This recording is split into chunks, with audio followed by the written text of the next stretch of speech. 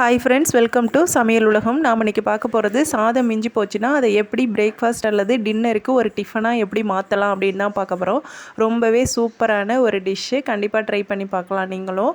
இப்போது நம்ம சாதம் என்ன தான் வடித்தாலும் எப்படி இருந்தாலும் மீதி கண்டிப்பாக வந்துடும். அந்த மாதிரி இருக்கும்போது அதை நமக்கு கீழே கொட்டவும் மனசு வராது.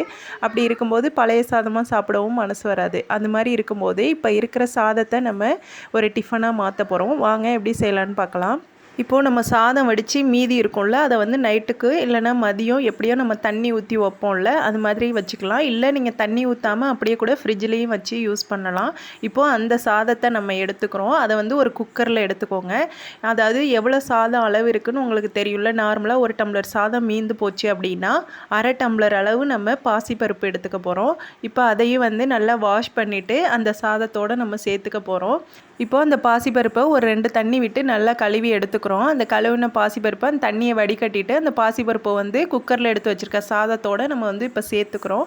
சேர்த்துட்டு நம்ம தண்ணி ஊற்ற போகிறோம். அதாவது அந்த சாதம் அந்த பருப்பு மூழ்கிற அளவுக்கு தண்ணி அந்த அளவுக்கு இருந்தாலே போதும், இதுக்கு சரியாக இருக்கும். ஏன்னா நம்ம ஆல்ரெடி வேக வச்ச சாதம் தான், அடுத்து பாசிப்பருப்பு வேகிற நேரம் தான் ஆகும். அதனால மூழ்கிற அளவு தண்ணி வச்சுட்டு அதுக்கு தேவையான அளவு உப்பை சேர்த்து அப்படியே வச்சுக்கோங்க.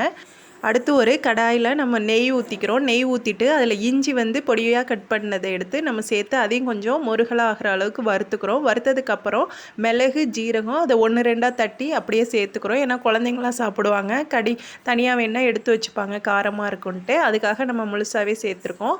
அதை தட்டி சேர்த்ததுக்கப்புறம் மறுபடியும் நம்ம கருவேப்பிலை சேர்த்துக்கிறோம். அதுவும் கொஞ்சம் வெடித்ததுக்கப்புறம் நம்ம முந்திரி பருப்பு சேர்த்துக்க போகிறோம். இப்போ கடைசியாக எல்லாம் நல்லா முருகினதுக்கப்புறம் நம்ம முந்திரி பருப்பையும் சேர்த்துக்கிறோம்.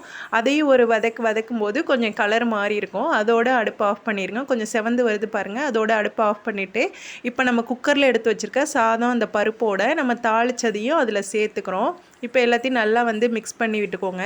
இது மாதிரி தாளிச்சிட்டு நம்ம சேர்க்கும்போது நல்ல ஒரு வாசம், சாதம் நல்ல ஒரு டேஸ்ட் கொடுக்கும், நல்ல ஒரு ஸ்மெல் வரும்.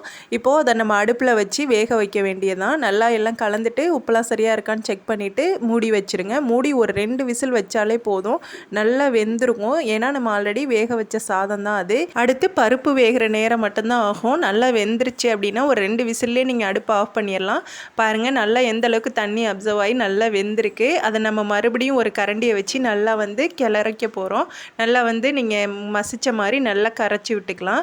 சூப்பரான ஒரு பொங்கல் ரெடி ஆகிடுச்சு. சாதம் மீஞ்சு போச்சு அப்படின்னா கண்டிப்பாக நீங்கள் கவலையே பட வேணாம். இது மாதிரி செஞ்சீங்க அப்படின்னா பிரேக்ஃபாஸ்ட் அல்லது டின்னருக்கு சூப்பரான ஒரு டிஃபன் ரெடி ஆகிடும். கண்டிப்பாக ட்ரை பண்ணி பாருங்கள். இது ரொம்பவே டேஸ்ட்டாக இருக்கும். இது எனக்கு ஒரு மேடம் தான் சொன்னாங்க. அவங்க சொன்ன மாதிரியே நான் செஞ்சேன். ரொம்பவே டேஸ்ட்டாக சூப்பராக இருந்தது. அவங்களுக்கு இந்த நேரத்தில் ரொம்பவே நன்றி சொல்லிக்கிறேன்.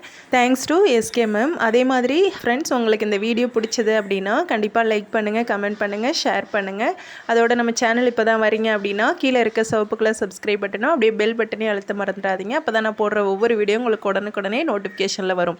இந்த பொங்கல் சாப்பிட்றதுக்கு உண்மையாகவே ரொம்ப சாஃப்டாக பஞ்சு மாதிரி இருந்தது. இந்த மாதிரி நான் டேஸ்ட் பண்ணதே இல்லை. ரொம்பவே சூப்பராக இருந்தது. கண்டிப்பாக ட்ரை பண்ணி பாருங்கள். ட்ரை பண்ணி பார்த்துட்டு உங்கள் ஃப்ரெண்ட்ஸ்க்கும் ஷேர் பண்ணுங்கள். Okay, thank you.